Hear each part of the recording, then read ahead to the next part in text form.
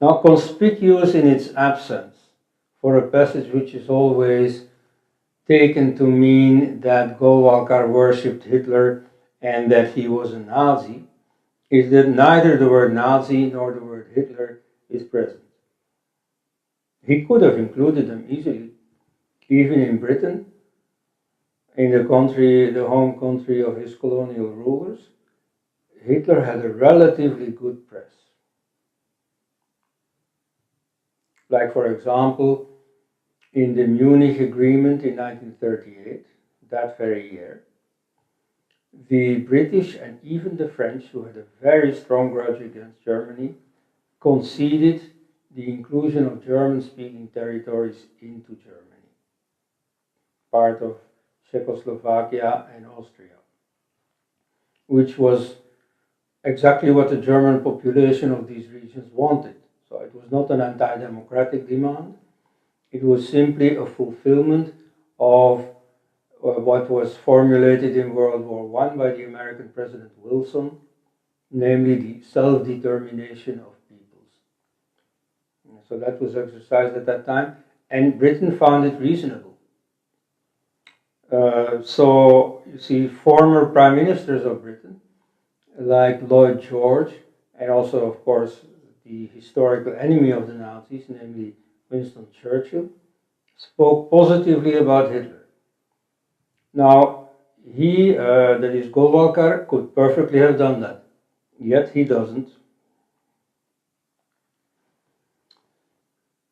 So it was perfectly acceptable in India at that time to be pro-Nazi, especially among the opposition in the freedom movement, among common people.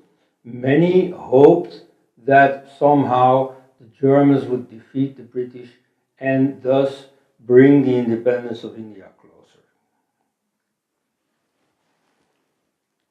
In fact, as late as Christmas Eve 1940, Mahatma Gandhi wrote a personal letter to Hitler, addressing him as my friend, and again saying a number of positive things about him.